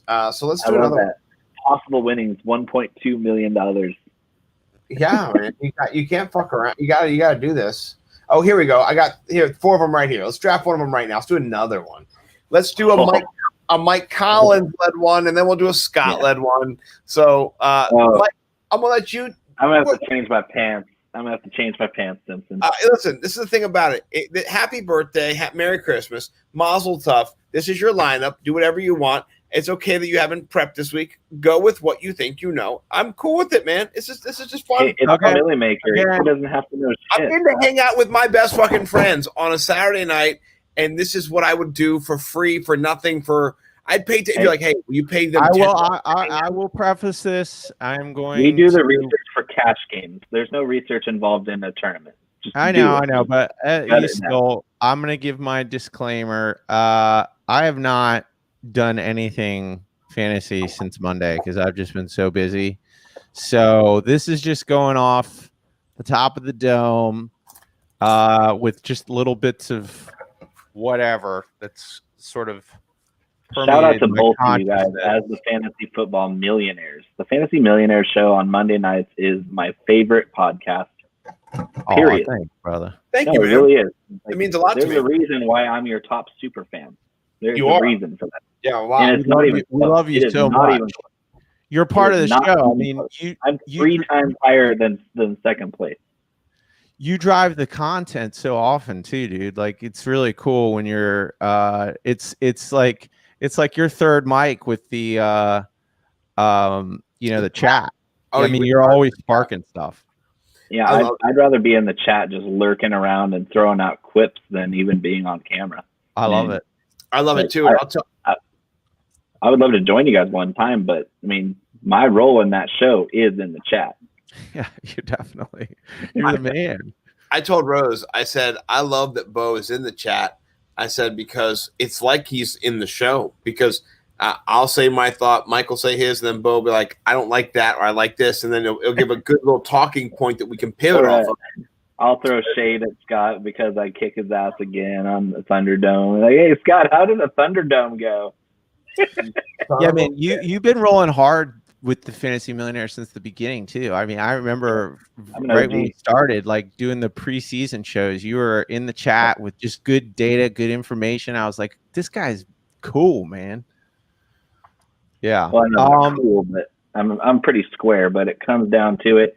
I like shows that are entertaining, and I like shows that teach me something. And as much fantasy information as I pretend to have, I still learn something when I watch the show. So it's good. Gracias. Yep, that's all we're trying to do. Yep. So now hit me with your DFS millionaire lineup, Mr. Fantasy Millionaire. Okay. Cash Collins, just flowing off the top of the dome. I'm gonna go Kyler Murray, DeAndre Hopkins. Oh, God, it came. I just came. Thank you. I like that a lot.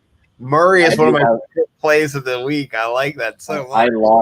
I locked that value in a few tournament builds myself, so I'm so happy you did that. Okay, I'm gonna roll. I'm gonna go. Let's just look at my Monday notes. What's DJ Chark at? 52 or 53, something. Yeah, go with DJ Chark then.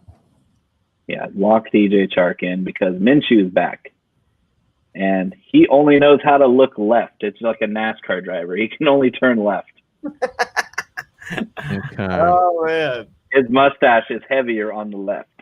It leans. Yeah. So when you take off his chin strap, there's just more mustache. Bud Lights are in there. Yeah. Crispy boys. 5,000 even for Chark. Go to running backs. Let me look. Chark is 5,000 even, guys. That's crazy. Well, he hasn't done shit in 5 weeks, so I mean, that's true. It's a great value though. Bounce back play, supreme if he does something. Because remember, I think early in the season he was close to 7,000. I think he hit 68 a couple of times. 65 was his top. Okay. Close. Yeah. 65 down to 5,000. This is his cheapest by far, though. He's never been this low before. He's 63, 65, 63, 62.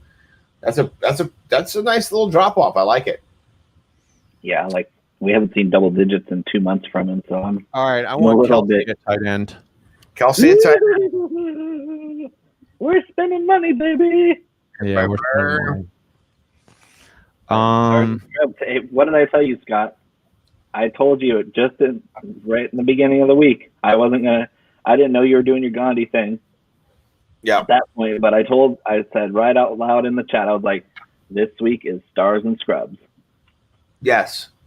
I agreed with it too. And it informed my process a bit, but I shunned it as a great evil that I too came across, and I believed upon the truth of it. Because there's going to be opportunity. That's what it's all about. It's about opportunity. You're chasing opportunity, and there's opportunity for both. So all I can picture now is last week on Netflix, I watched Anger Management, and all I can think about is John C. Reilly as the monk in Anger Management. When I picture you doing your whole cleanse of information this week, so that you can play only your own thoughts and like some kind of spiritual awakening. And then you just turn into the bully as soon as you get pushed around. You talk about your special needs sister getting bonked around. I think I can crack you, Scott. I think I can crack you, and you're gonna read my shit before the off tomorrow. I'm gonna show you what I was doing this week real quick because this is. I don't want to see your midget porn, Scott. Hey, this is what I did this week. Hold on, I'm gonna stop the screen share. This is a video of me relaxing downstairs in my basement, and I put on the music. You can see I have on the thing on my neck that helps me to It's like the, I don't know, the massager, massaging my back, just doing that. This is what I was doing today. This is what I've been doing all week, just trying to relax and do a little chill, time by myself and that's what I did while I sought the mountaintop of who to play and what not to do. And, so meditation, quick question on that little band thing that you had on your hands and around your neck. Does that help your posture too? No. Here you go. Watch, you'll see. Oh, it's a massager. Okay. Oh yeah. And what's that, Homedics brand? Yes. And so, that's nice. Oh yeah. And so I was doing it all over. Lovely. All over my whole back. And for about $50, I got to get one. 15 minutes of heaven in that little short span of 24 seconds. And I went and did my whole back, and then I cracked it all. And yeah, I mean, it gets deep in, and I'll get mean. I'll go right, tough. You pull it, the harder you pull, and I just, cut off circulation. Tell me where you got it. Where did you get it, and how much? I think my dad bought it for me like 2 years ago, and it might have been at Sam's Club. But that's okay. I'll look for it. It's really, it really gets down. Mike knows, honestly, I could do that for about 15 minutes, or I could take the crab claws out and I could just go to work like this. And I figured out why Mike always. I shouldn't say this out loud, but I do go into Sam's Club to find rare bourbons at a really low price. Because in California, you don't need a membership to buy alcohol. In Maryland, they don't even sell bourbons in anywhere. I mean, except for like a liquor store. Yeah, well, Mike always wondered why I had crab claws back in the day when I would always try to give him a massage and stuff. It's for my neck, man. God made them for me to attack myself. And I know it now. And I do. I just got 17 cracks in my neck. It feels great. Just go a little, boom, boom, boom, boom, boom, crush it out. I'm going to look that up on Amazon and just order it. Yeah. Because that wasn't on my Christmas list, and I'm not going to get it by Christmas. Dude, it's sexy. I just put it on for a couple of seconds, and I got 15 cracks. So. Oh man, there's nothing. We get back to Mike's build because I'm excited to see what he's gonna do. I like when you crack and you can breathe real deep, real deep, oh my gosh, so much deep in the breath. Stop it, Scott. You're turning me on. I love cracking the back. I love it, man. It's one of my favorite things to do is to crack it out. Oh yeah. Yeah. I've been going to a chiropractor since I was 7 years old. So I am my own chiropractor. Yeah. I broke my chair that day. I was pushing up on it to give myself the vertical straight line. And then the whole arm just went, I went, that was great. I was really glad to do that. You got to run more 3-cone drills. You know what? I'm going to shout out Steffi Smalls. Today, one of the funniest things happened on Twitter today. Steffi Smalls said, somebody said, how small are you? And she my God, that was the creepiest question ever. I know. And first of all, she said 5 inches instead of 5 feet tall, which was hilarious. Yeah. So she Polly Pocket. Yeah, she put 5 inch, and then she put 102 pounds. And so then I tweeted and I said, I am 2.34 Steffies. And so then she tweeted something like, I want Bill Nye. Can we petition Bill Nye to make Steffies a unit of measurement? And then I chimed in yeah, for example, I need to lose a bunch of Steffies this year, And so we kept going back and forth just as a joke. But push comes to shove, I was teasing her because she's little, and I said I could still thoroughly defeat her in the three cone drill. I would crush her, no question about it. And she'd be 15 White Claws in, and you would just beat her because she would just sit there in a chair. I know. Thinking about Daniel Jones, she's obsessed with Daniel Jones. It's hilarious. She's got them all over her headers and everything. So I was thinking I was gonna do just my own revision of the 3-cone challenge. I was gonna go out there in the same exact outfit I had before, but in the snow. And it didn't snow enough for me to do it. And it kind of rained on me. I couldn't get people out to do it. It will. And when I do it, I'm going to go out in the same exact outfit, the headband, the same USA shirt, the same thing. And do the same beer at the finish line. Same thing. I got to buy the same beer. I'm going to have my wife out there. And so I just wanted to have Steffi just do it against me. You know what I mean? She can do it in real clothes. I'm going to do it in my shorts and my I'm going to pull the shorts up and do the whole thing again, verbatim. So AJ Dillon ties out there. Yeah, show people my calves. And what I decided to do is I'm going to do a 3-cone challenge in the summer and to have 64 people compete against each other to raise money or raise awareness or whatever they want for whatever cause they have, and just see whose video gets the most likes. So instead of doing these stupid fucking polls, we're like, hey man, like this vote and like my poll because I made this poll and I want you to be whatever it is. We're gonna make 2 videos, you doing a 3-cone and me doing a 3-cone, and people are gonna just, whoever's video gets more likes or whatever it is, we'll figure out a way to do it. I want to get the 3-cone challenge out there because it could be a way just to get fantasy football people just building content and having hilarious fun. Oh, it's going to be gold.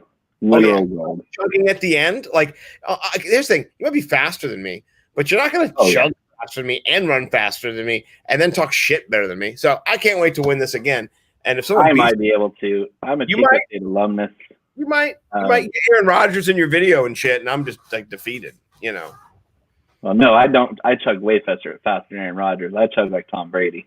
Well, you can make fun of him. You can have him in your video, and you'd be like, pivot to him, like, no, and then so you could around here, we were ashamed when Aaron Rodgers couldn't chug that beer because he's from Chico. It was bad. Tom Brady's from San Mateo, which is in the Bay Area, and he chugged beer like a champ. And I was like, damn, Tom Brady is definitely NorCal. Yeah, and we don't claim Aaron Rodgers after that display at the Bucs game. That was pathetic. That was terrible. And speaking of that, Mike, where are you going for running back? You got Kelsey, Murray, Hopkins, and Shark, which I love so far. I'm going to throw JT in there. JT. Stars and scrubs, baby. Money. Okay. So what's my average? I don't know if I have enough to do that. Who you want to do? I still don't have a lot of money left. Well, let's do this. Let's put in your defense and then figure out. Let's just do the defense. All right. All right.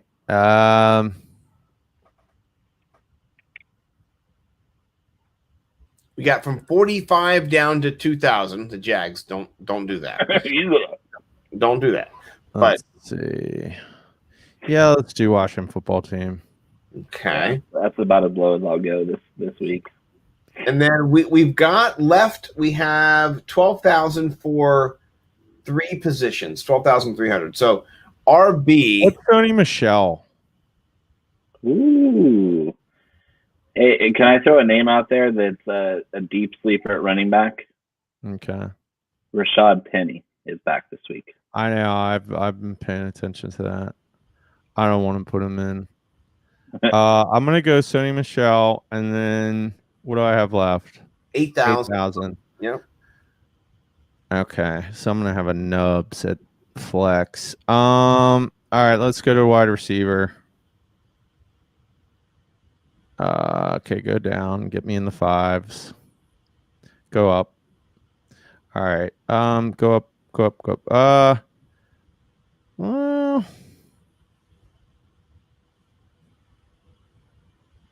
that's a good group. That's a good group. This is the group I've been living in with Cash. Yeah. Cash games. I'll go Russell Gage. Ooh, yeah. Russell Gage is in my Thunderdome lineup. And then I have what, 3,300? Okay, this is not good. It's actually not bad either.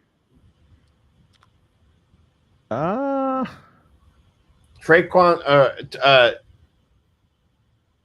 Smith, what do you think about this? No Michael Thomas. Why not? I'm just that's just one guy. Just one guy. You got Scotty Miller, 3,200.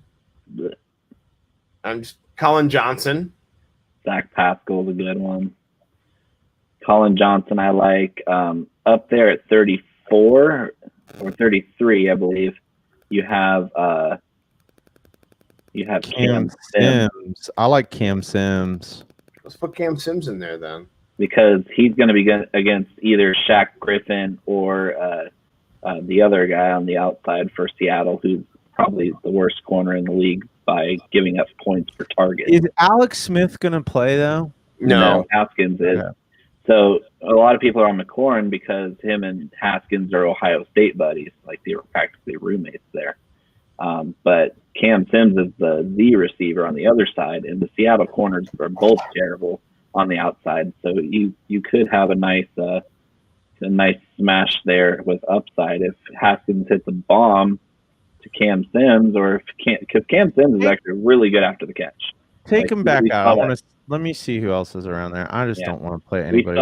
We saw that 2 weeks ago where Cam Sims got his 10 or 11 target game and a lot of yards out of the catch, tons of them. I think Traquan Smith is the biggest upside here in this group for me. I'm with you. He's a red zone target. Let's do it. Yeah. So you've got Kyle Murray, Jonathan Taylor, Sonny Michel, Hopkins, Shark, Gage, Kelsey, Traquan Smith, and then the Washington football team. And you want to see how that lineup plays over here?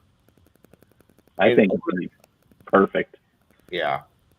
So let me try to memorize this. Murray, Taylor, Michelle, Hopkins, Shark, Gage, Kelsey, Smith. Okay. I'd be shocked if anybody had Sonny Michel. But you never know with Bill Belichick. Damian Harris is banged up. Burkhead's out for the season. I think Harris is out too. He is. Yeah. Oh man. Yeah, that's pretty gorgeous because Miami's good against the pass. Their corners are really good, but they're kind of middle of the road against the run. They're not going to throw it, so that's why I did him in my fantasy millionaires. That Patriots Dolphins game might be completely unwatchable. Yeah. Because Tua's going up against Belichick. It's like when he went up against Herbert, and Herbert had all his weapons and still got shut out. It's going to be a defensive Belichick using all his pieces to win that game. We got no Parker, no Grant. We're talking Mac Hollins and Lynn Bowden. Yeah, Lynn Bowden Jr. are the top two wide receivers for the Dolphins this week. Yeah. And then they have Matt Breida and I think Salvon Ahmed is back in, but good Lord. Yeah, that game's going to be a field goal fest.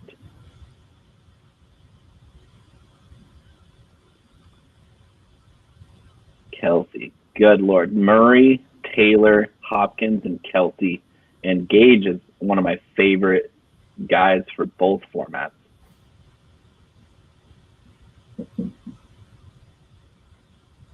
Yeah, I wouldn't be surprised at all if Gage was the difference in me winning the Thunderdome because his volume's been solid the last 2 weeks with Julio out, and Ridley's going to get the bracket coverage. And Mike going at 71% ownership, which is really nice. That's excellent. All right, last guy up is a rotten egg. It's going to be me. I'm gonna build mine real quick, and this is all by myself. So all by myself. You can definitely make fun of me later behind my back. I will. I'll do it to your face. I'm not a behind the back kind of guy. I'm going Lamar Jackson because I think he just has the biggest upside. And like we said earlier, there's no fourth quarter sub. No, there's none. If they're blowing him out, it's going to be Lamar still out there. Yeah, unless he gets diarrhea again. That was great. That was great. I love that. That was one of the best games I've ever watched.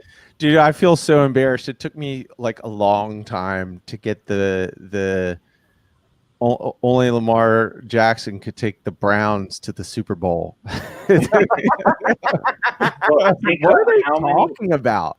I don't get it. 3 or 4 poop-related stories in the NFL this season, and most of them around the Cleveland Browns. Huh. Or in the Cleveland Browns. Yeah.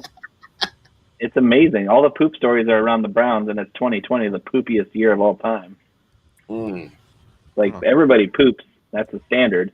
But of all the years to have multiple big poop stories in the NFL, this is beautiful. Like OBJ playing for the Browns and having a poop fetish is legendary story status. That's one. What else is there? The Lamar thing, and then there was one more. I can't think of it off the top of my head. But did you guys see I posted a meme that I found on Reddit, which was SpongeBob pouring something in a funnel into Patrick's mouth, and it was Lamar Jackson bathroom trip, or Lamar Jackson against the Browns, and OBJ was Patrick with the funnel going into his mouth. So it's Lamar Jackson, and then OBJ laying on the ground as Patrick with the funnel in his mouth, and I was like, "This is amazing."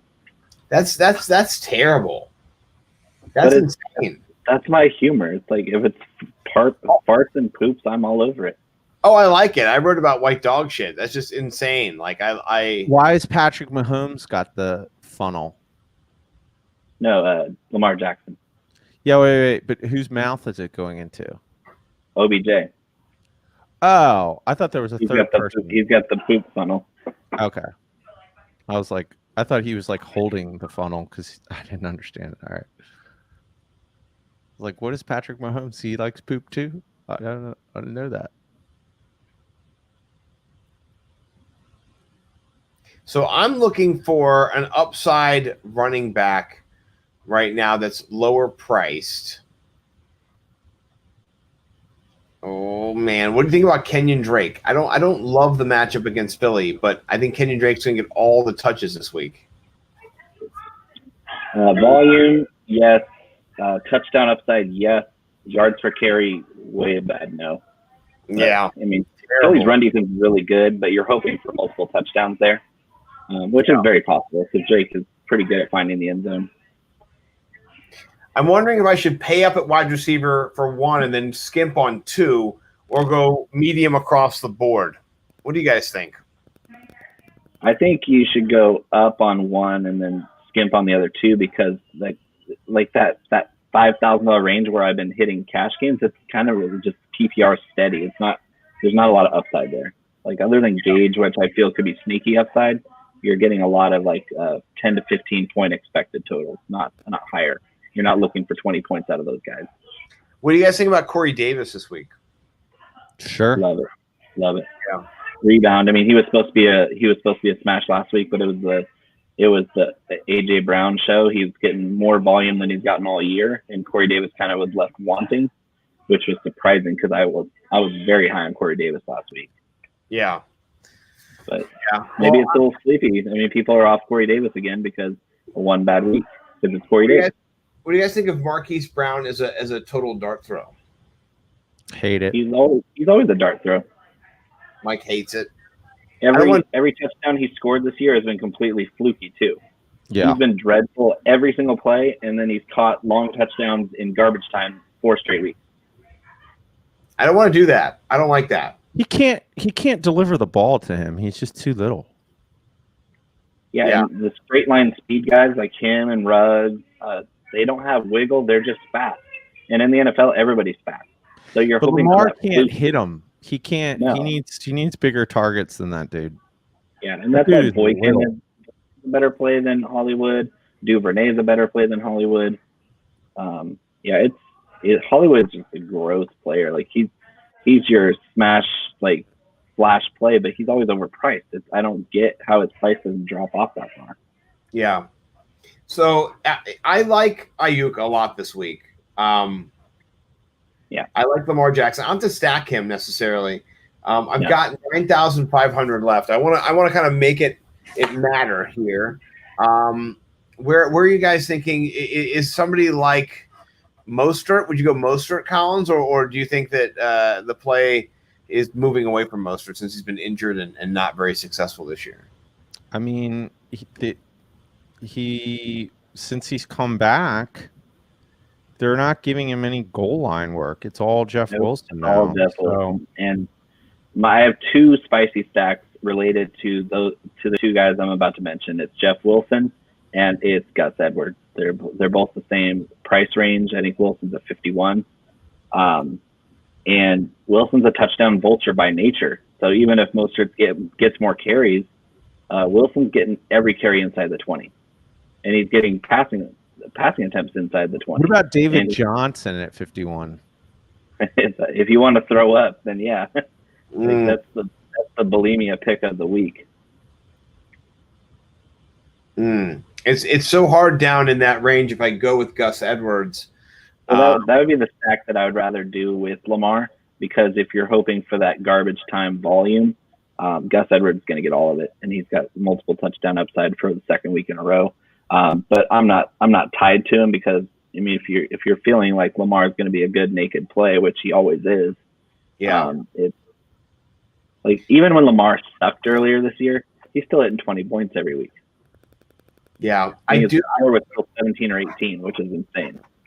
Yeah, I mean, I hate Sony Michel, but man, 4,300 is. I mean, it's just. You don't like David Johnson at 51? I'd rather get Jeff Wilson at 51. Yeah, but you have Raheem Mostert in that situation. So? I'm just saying. I mean, David Johnson's going to get all the work. What about Leonard Fournette against Atlanta? Hate him. I'm interested in it. I don't see why David Johnson doesn't get at least one touchdown tomorrow if there's no Duke out there to mess with him. I'm biased. You say David Johnson and I say no every time. Yeah. I'm completely biased against David Johnson. I don't care if he's on a gold platter with a $4,000 min tag against the Houston Texans. If he's going to get into his own defense, which is one of the worst in the league, I still wouldn't play David Johnson. So my bias is really showing there, where I hate him so much that I wouldn't play him no matter what. What about Kiki QT? What do you guys think about the QT guy this week? Love it. I faded him. I told you I'm not a fan. I know you fucking hate him. It's so hard to go all in on somebody that somebody hates so much. That's a good range, though, that 5,300. Yeah. You got Chark there. You got Pittman there. You got Gage there. You got your stupid Sammy Watkins pick. That is a stupid pick. I'm not going to do that again. No, I hate that. I hate that pick almost as much as I hate David Johnson, which means that he's going to score 2 touchdowns. I mean, fine. I'll play Sammy Watkins because what the fuck. Yeah. All right. So here's my lineup. I've got Lamar Jackson, Hines, Kamara, Ayuk, Davis, Gage, Irv Smith Jr., Watkins, and then I went with the Rams. I didn't see you put the Rams in until just now. Why wouldn't you pair them with Akers? Because if you're talking game flow, yeah, Akers. I mean, the Jets are tough against the run, and so Akers' ownership is going to be pretty low, I think. Let me look and see where this lineup ranks in ownership right now. So the Rams are going to be the Rams at 4,500. All you're worried about is chalk, because if you're going to spend up, you don't want chalk. Yeah, let me look and see where they're at right now. And so if I'm saying, hey, I absolutely want to spend up on the Rams regardless of their ownership, I want to stack them with a running back, because that's going to eat some of your chalk there. Am I right or am I wrong? You might be really right. Let me just look and see where everybody is at in my chalk. Yeah,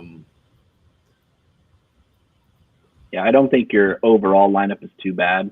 I think you're going to be around 75, which is perfectly appropriate. Nyheim Hines, man, I can't wait. I am so surprised you didn't have Hines in your lineup, just like you're surprised I didn't have Derrick Henry in mine. I mean, I was close. I really like him a lot, but I love Derrick Henry, but this week at 9,500 in a cash game, I wanted to find value elsewhere. No, and it might bite me in the ass because Henry's going to blow up again. But I couldn't find an appealing cash lineup around him. So dude, even though I expect 70%, I haven't even put in my anything yet. Ayuk is super chalky, Kamara is super chalky. So Gage, Irv Smith, and Watkins. Let's see what that does for me. Yeah, what's killing you is Kamara and Ayuk. Because Ayuk is averaging 15 targets the last 3 weeks. It's the Cowboys. There's not a corner on that team that can cover Ayuk or anybody on the 49ers receiving corps. Kendrick Bourne's going to go off.